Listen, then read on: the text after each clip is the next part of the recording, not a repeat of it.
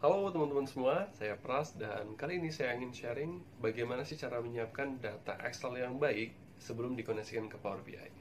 Pasti pernah dong ngerasain ketika kita mau koneksikan data Excel kita ke Power BI, tiba-tiba datanya berantakan, nggak bisa kita visualisasikan, nggak bisa kita drag and drop gitu.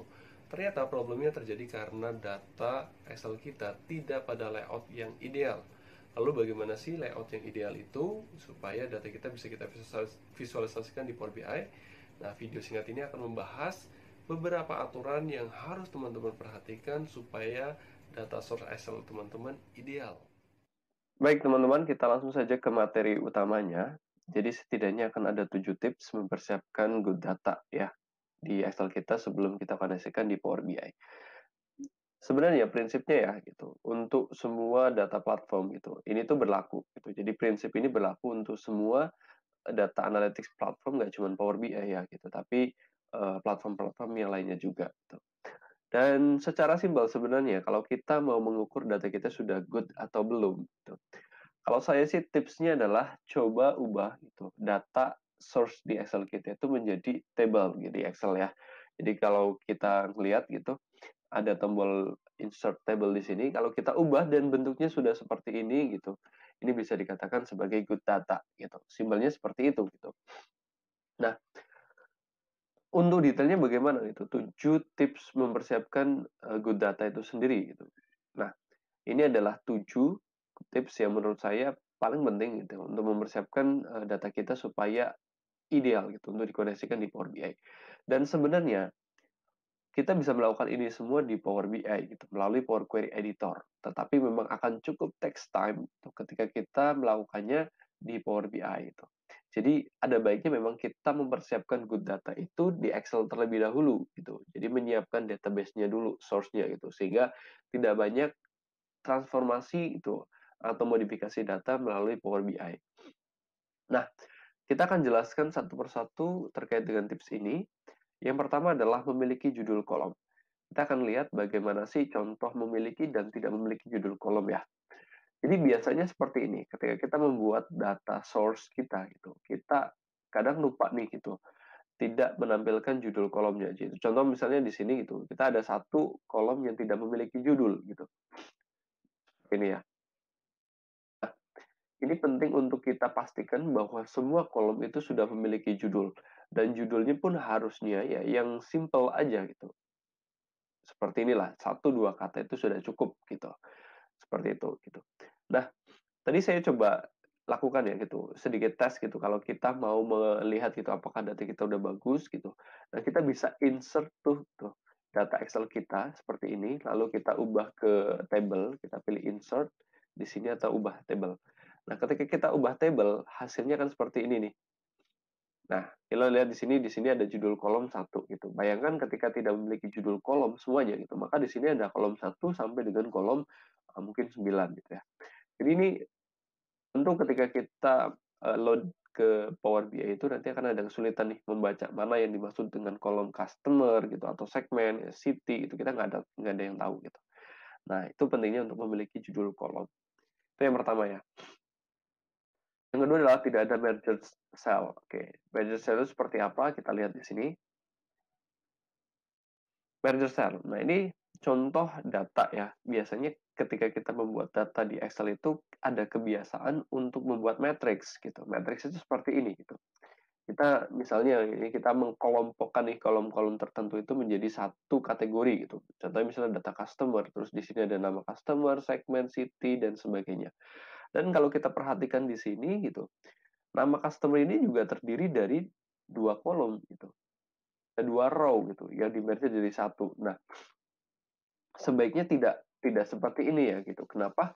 Karena kalau kita coba testing lagi itu di insert table itu hasilnya akan ada di bawah seperti ini nih gitu. Kolom satu, kolom dua. Nah, ini berantakan sekali nih gitu. Nah, kita harus mengubahnya seperti apa sih itu. Nah, kita hindari itu prinsipnya merger cell gitu. Contoh misalnya kalau memang uh, ini ya, ini kategori ini sebenarnya tidak tidak terlalu diperlukan gitu untuk kita gitu. Ya nggak usah aja gitu, kita take out saja dulu gitu untuk data kategori data customer atau data produk seperti ini. Nah, kalau kita ubah menjadi yang good data itu hasilnya akan seperti ini nih. Tidak ada merger cell, lalu tidak ada penggabungan beberapa kolom seperti di atas ya. Jadi benar-benar clean dari kiri ke kanan ya untuk kategori, dari setiap kategori diwakilkan di setiap kolomnya. Nah, gambarannya seperti itu.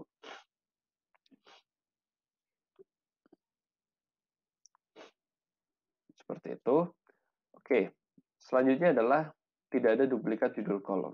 Nah, duplikat judul kolom itu kayak gimana contohnya gitu. Duplikat judul kolom itu seperti ini. Kebiasaan kita juga ya, tadi kita nggak merger kan, tapi kita menduplikat nih. Di row pertama kita tulis satu judul pertama gitu, di row kedua itu kita judul kedua gitu. Ini artinya sebenarnya mempunyai makna yang sama, purchase date dan expire date gitu. Tapi kita membuatnya menjadi dua row gitu, atau kita sebut sebagai duplikat judul kolom lah gitu. Nah, ini kalau kita tes atau kita insert ke table, jadinya kan seperti ini nih. Akan ada data-data gitu, judul-judul yang tidak terstandar nih gitu. Jadi ada yang kosong gitu. Yang kosong ini diwakilkan dengan nama kolom 1, kolom 2 dan seterusnya ya gitu. Nah, bagaimana mengubahnya gitu? Kita ubah aja dalam satu kolom gitu. Purchase date itu menjadi satu satu cell sendiri, expire date juga sama gitu. Nah, kalau kita insert maka hasilnya akan seperti ini. Nah, ini udah clean gitu, udah bagus datanya. Nah, kurang lebih seperti itu untuk aturan yang ketiga. Lalu aturan yang keempat adalah tidak ada data kosong gitu, data kosong atau blank cell ya. Kita akan coba lihat contohnya. Nah, ini contohnya. Ketika kita membuat data gitu, ada salah satu kebiasaan kita seperti ini nih. Kita merasa bahwa kolom di bawah ini memiliki sama arti sama gitu. Misal 2021 gitu. Lalu di sini Januari gitu. Jadi ini sebenarnya kolom mewakili Januari gitu. Ini Februari gitu. Ini 2021 gitu. Nah, karena memiliki memiliki arti yang sama gitu ya, atau menunjukkan arti yang sama. Seringkali kita nggak mau nih gitu menulisnya lagi gitu, tidak mau menuliskannya lagi betul gitu. Atau kebiasaan kita ya melakukan merger seperti ini ya gitu. Nah, ini jangan gitu. Yang pertama kita tadi menghindari merger, dan yang kedua juga kita jangan biarkan ada data yang kosong gitu. Lalu bagaimana yang baik itu? Kita ubah aja gitu. Kita tetap tulis aja semuanya 2021 gitu. Terus 2019, 2021, Januari tetap kita tulis semua Januari, Februari tulis Februari gitu. Nah, hasilnya akan seperti ini nih. Nah, ketika diurutkan hasilnya seperti ini. Nah, ini udah contohnya menjadi good data. Oke, sekarang kita beralih ke aturan yang kelima. Memiliki satu arti atau makna gitu. Kita akan lihat contohnya yang dimaksud memiliki arti lebih dari satu itu seperti apa sih gitu. Nah, ini contohnya kita punya tabel penjualan gitu, penjualan Android gitu ya. Ada satu kolom itu yang memiliki dua makna gitu. Contohnya seperti ini kolom yang merah, tanda merah. Ini artinya data OS. Yang pertama itu adalah menunjukkan data OS, kemudian dipisahkan dengan ini ya tanda strip, dilanjutkan dengan tipenya gitu. Jadi di sini kita bisa baca penjualannya gitu. Contoh misalnya ya, ini OS-nya Android tapi tipenya tablet. Yang di bawahnya OS-nya Android tapi tipenya phone. Nah, ini sebenarnya kan memiliki dua arti ya, dua makna dalam satu kolom gitu. Nah, ini jangan nih gitu. Sebaiknya kita pisahkan nih gitu. OS dan tipe ini menjadi kolom yang berbeda gitu. Jadi kalau kita ubah atau kita separate gitu ya, atau kita split ya, hasilnya akan menjadi seperti ini. Nah, ini udah good data nih gitu. Sebaiknya satu kolom itu memiliki satu arti ya. Singkatnya seperti itu. Oke, itu arti atau itu tips yang kelima gitu. Tips berikutnya adalah tidak ada grand total atau subtotal itu. Ini simple sih gitu. Kalau kita lihat contohnya ya. Nah, ini nih. Datanya udah bagus, sudah dibikin seperti ini gitu, udah rata, starter standar gitu. Nah, terus kebiasaan kita juga membuat total nih gitu, data kita. Nah, sebaiknya kalau kita mau koneksikan di Power BI, total ini kita hapuskan saja gitu. Jadi tidak ada grand total ataupun subtotal di data kita. Singkat sih seperti itu.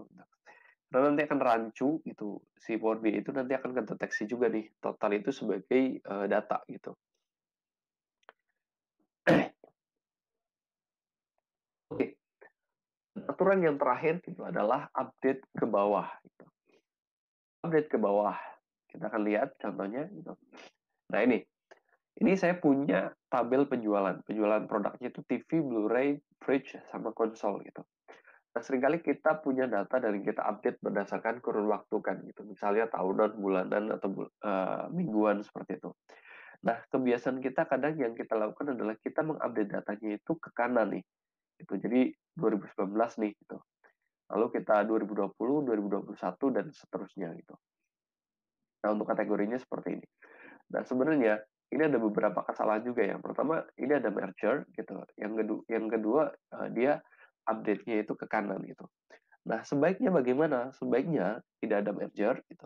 Lalu kita ubah gitu, update datanya itu ke bawah gitu. Jadi kita pertahankan nih gitu kategori-kategorinya gitu. Misalnya tahun gitu kita masukkan di sini, lalu mount kita masukkan ya, sorry, mount itu kita masukkan di sini, price di sini, sales di sini.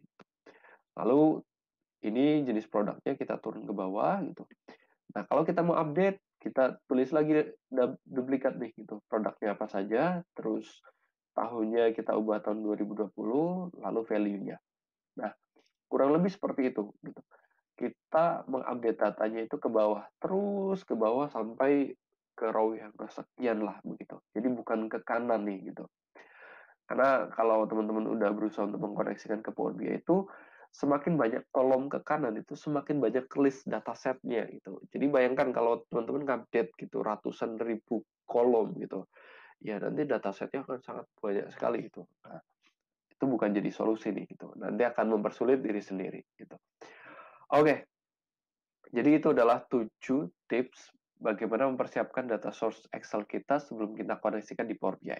Nah, tentu masih banyak lagi tips-tips lainnya gitu. Silahkan teman-teman kalau ada tambahan bisa tambahkan di kolom komentar. Oke, sekian dari saya. Terima kasih. Assalamualaikum warahmatullahi wabarakatuh.